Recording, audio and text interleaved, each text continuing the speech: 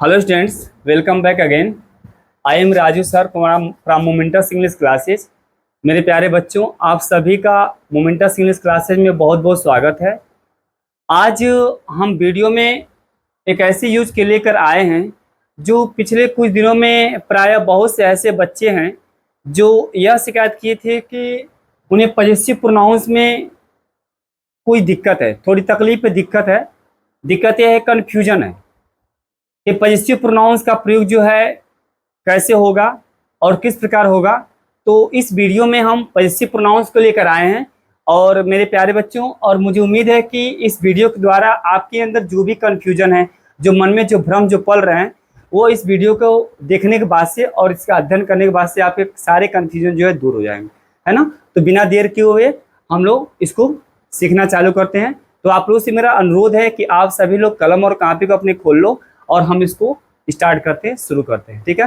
तो यहाँ देखिए मेरे प्यारे बच्चों, यहाँ लिखा है पॉजेसिव प्रोनाउंस, है ना। इसके जस्ट पिछले वीडियो में हमने बताया था, पॉजेसिव एडजेक्टिव्स के बारे में बताया था, बहुत ही अच्छे तरह से हमने इसको सीखा था। और आज हम पॉजेसिव प्रोनाउंस को लेकर आए हैं। इन दोनों को मैंने अलग इसलिए किया कि आप लोग को दिक्कत ना हो, है ना। दोनों को इसलिए मैंने सेपरेट वीडियो बनाया, ठीक है। तो पॉजेसिव प्रोनाउन में देखिए, यहाँ पर पहले हम जानेंगे पॉजेसिव प्रोनाउंस है कौन कौन शब्द है, फिर इसका प्रयोग हम देखेंगे। तो यहाँ देखिए, mine, his, hers, yours, ours तथा दियर्स, ये सभी के सभी बेटा क्या है, पॉजेसिव प्रोनाउंस है। ये 6 वर्ड्स हैं, ठीक है। तो पॉजेसिव प्रोनाउंस और इसके जस्ट पहले वीडियो में हमने पढ़ा था पॉजेसिव एडजेक्टिव।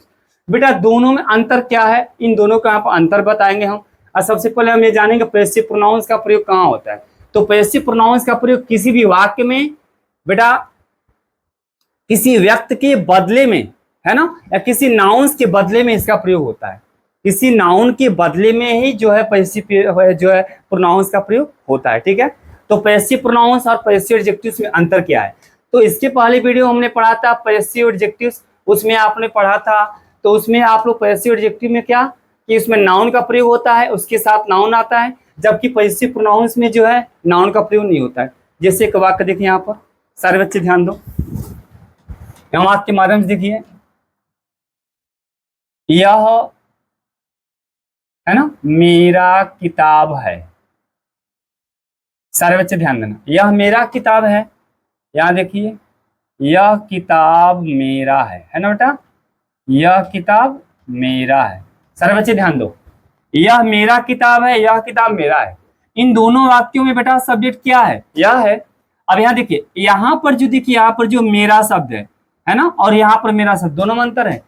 ऊपर वाले वाक्य में जो केस यहाँ पर देखिए, जो पॉजेसिव यहाँ पर दिखाया दिखे ना, यहाँ जो मेरा है इसके साथ यहाँ पर जो किताब है बेटा शब्द ना, ये नाउन आया ना।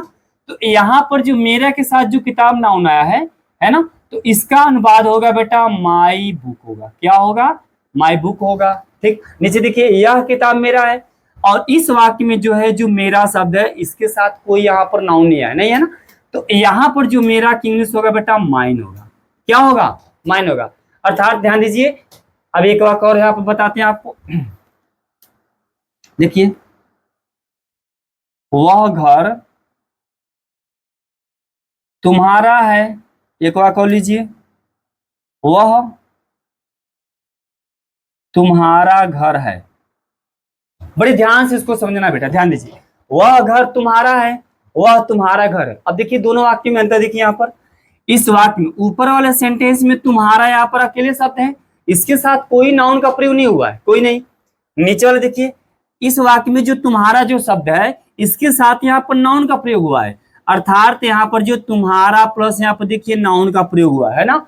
अब इसका अनुवाद होगा बेटा योर, देखिए यहाँ पर योर हाउस होगा, ठीक ना। यहाँ तुम्हारा घर की इंग्लिश क्या होगा, योर हाउस होगा। यहाँ पर तुम्हारा की इंग्लिश होगा क्या, योर्स होगा। क्या होगा, योर्स होगा। तो यहाँ पर एक बात क्लियर हो रही है कि पॉजेसिव एडजेक्टिव्स इसकी पहली वीडियो में जो हमने पढ़ा था, जैसे माइन था, माई था, his, her, our, your, theirs और इट्स, ये सभी के सभी पॉजेसिव एडजेक्टिव था। तो पॉजेसिव एडजेक्टिव्स में आपको हम बताए थे कि पॉजेसिव एडजेक्टिव का प्रयोग तब होगा जब इनके साथ कोई नाउन का प्रयोग होता है, ठीक है। पॉजेसिव एडजेक्टिव का प्रयोग बिना नाउन का नहीं होता है।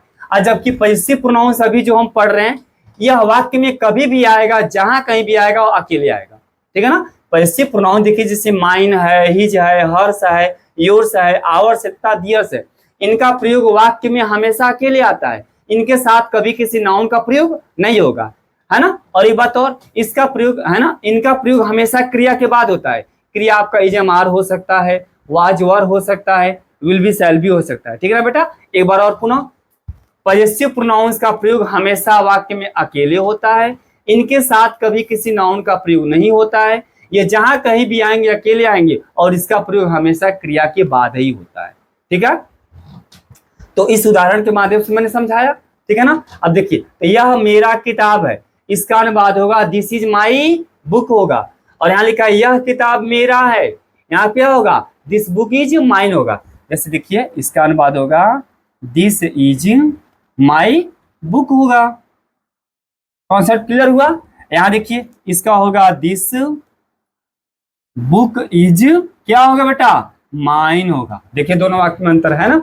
अब यहाँ देखिए, यहाँ माई के साथ बुक है। अब इस वाक्य में जो माई है वह पॉजेसिव एडजेक्टिव है। क्यों? क्योंकि इसके साथ संज्ञा आया है, नाउन आया है। और यहाँ देखिए, वो नीचे वाले वाक्य में दिस बुक इज माइन, यहाँ पर जो माइन शब्द है वह पॉजेसिव प्रोनाउंस है। क्यों? क्योंकि यह वाक्य में अकेले आया है, क्रिया के बाद आया है, इसके साथ कोई नाउन का प्रयोग नहीं हुआ है। नीचे देखिए, यहाँ पर वह घर तुम्हारा है, इसका अनुवाद होगा बेटा दैट हाउस इज योर्स। क्या होगा, योर्स, क्योंकि इसके साथ कोई नाउन नहीं है, अकेले है, तो यहाँ पर योर्स होगा, योर नहीं होगा बेटा। यहाँ देखिए, यहाँ लिखा है वह तुम्हारा घर है, अब इसका अनुवाद होगा दैट इज योर हाउस। देखो ध्यान से, अब यहाँ पर देखिए योर, तुम्हारे के साथ यहाँ पर नाउन शब्द है, दोनों में अंतर देखो, ध्यान से देखो। यहाँ पर यहाँ तुम्हारे के साथ कोई नाउन है, कोई नाउन नहीं है। यहाँ देखिए, तुम्हारे के साथ यहाँ पर घर क्या नाउन है, संज्ञा है, अतः यहाँ पर योर होगा, योर्स नहीं होगा। आई बात समझ, यहाँ पर योर हाउस होगा। ठीक है, अब यहाँ पर योर क्या हो गया, ये आपका पॉजेसिव एडजेक्टिव हो गया। और यहाँ पर जो योर्स क्या हो गया बेटा, पॉजेसिव प्रोनाउंस हो गया। आई बात समझ ना। तो मुझे उम्मीद है कि ये आपको जो चीज यहाँ पर एग्जाम्पल के माध्यम से समझाए हैं ये पूरी अच्छी तरह से समझ में आया होगा। तो यहाँ पर देखिए, जितने सारे एग्जाम्पल्स यहाँ पर लिखे हैं ये सब पॉजेसिव प्रोनाउंस के हैं। अब इसको हम वन बाय वन करके इसको इंग्लिश ट्रांसलेट करेंगे।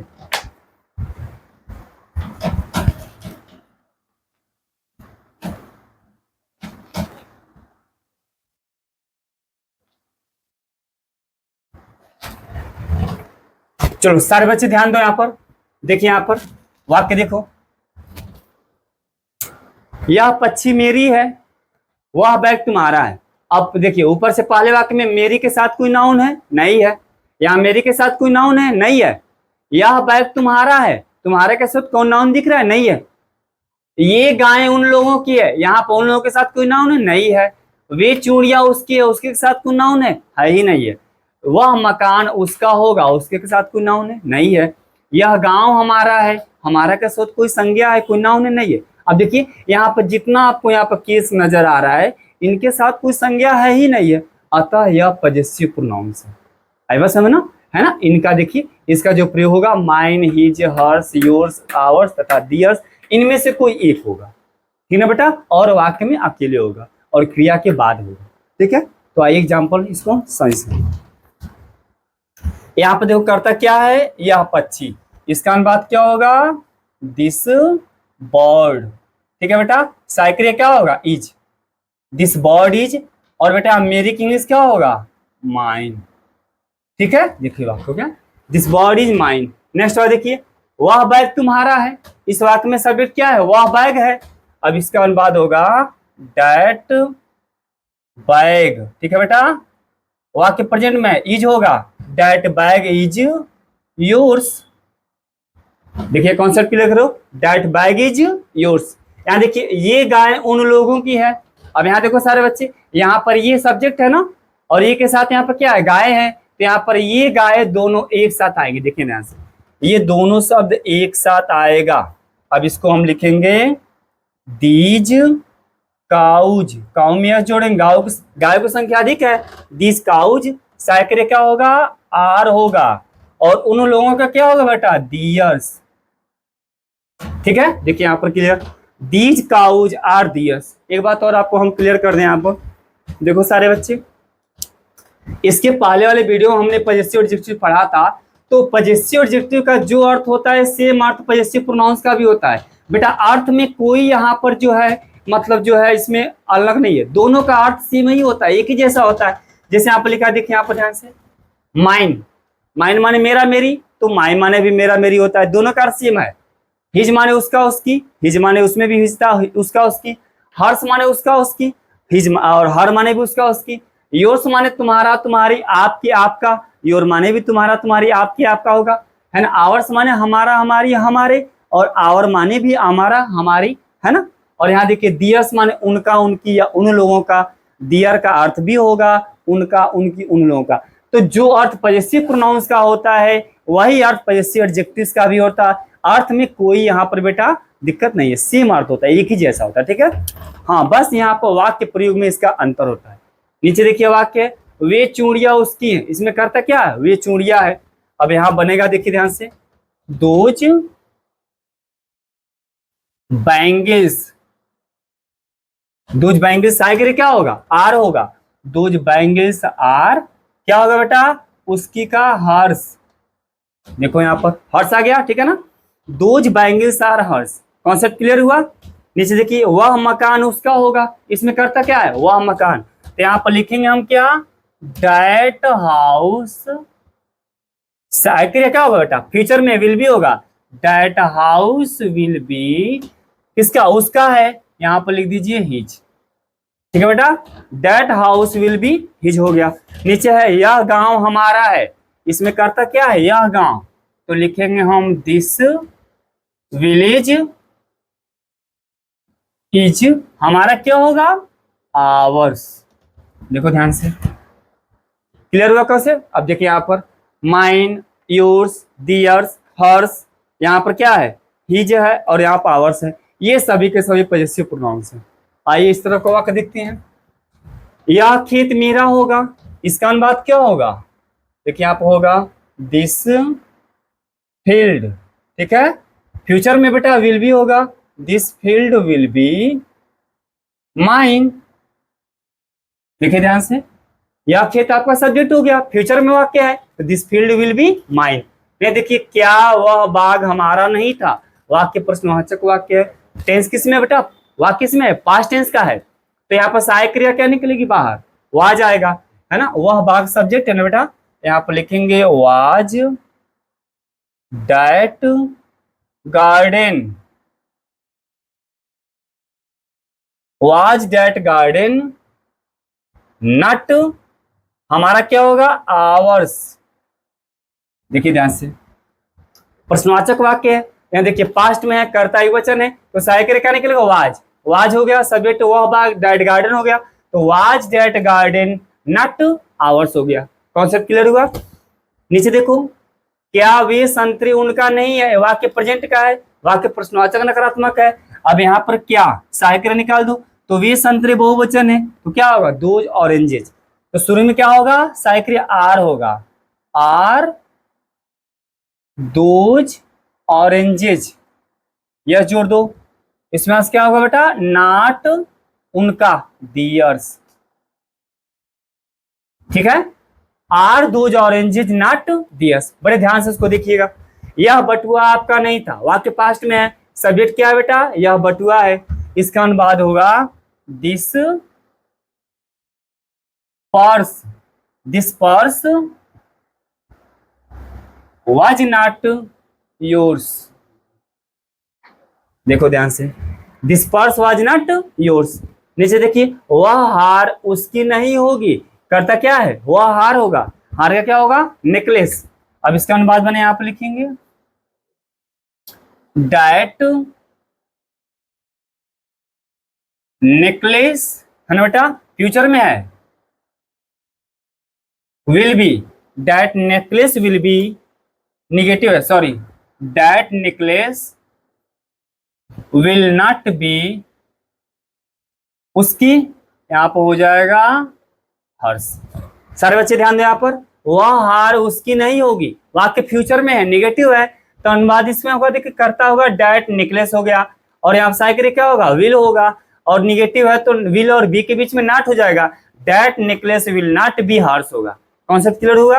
अब यहाँ देखा ध्यान से, इसमें बेटा नीचे 2 सेंटेंसेज है, ये दोनों वाक्य जो है ये आप लोगों के लिए है और सारे बच्चों से मेरा विनम्र निवेदन है, विनती है कि आप इन दोनों वाक्यों को खुद ट्रांसलेट करेंगे स्वयं और इसका अनुवाद जो है आप कमेंट बॉक्स में हमें देंगे और आपके जो है आंसर का है ना मुझे बहुत ही प्रतीक्षा रहेगा, ठीक है ना। तो मेरे प्यारे बच्चों, मेरे विद्यार्थियों, आज जो हमने इस वीडियो में पॉजेसिव प्रोनाउंस जो हमने लेकर आया और जो मैंने आपको बताया, मुझे पूर्ण विश्वास है कि आप सभी लोग के अंदर जो भ्रम जो पड़ रहे थे, जो कंफ्यूजन था, वो इस वीडियो को पढ़ने के बाद से दूर हो गया होगा, ठीक है। तो आज का जो है बेटा जो बैच है, जो वीडियो यहीं पे समाप्त होता है और मुझे आप लोग से यह विनती है, प्रार्थना है कि आप लोग में जो भी मेरे प्यारे विद्यार्थी अभी तक मेरे जो है चैनल को सब्सक्राइब नहीं किए हैं, तो आपसे मेरा प्रार्थना है कि मेरे चैनल को सब्सक्राइब कर दें और मेरे वीडियो को बेटा है ना हर बच्चों में, हर जगह, मेरे हर ग्रुपों में, हर दोस्तों को उसको शेयर करो ताकि मेरे भारत के हर बच्चे इस वीडियो को देखें और इसको सीखें, ठीक है। Thanks for watching this video.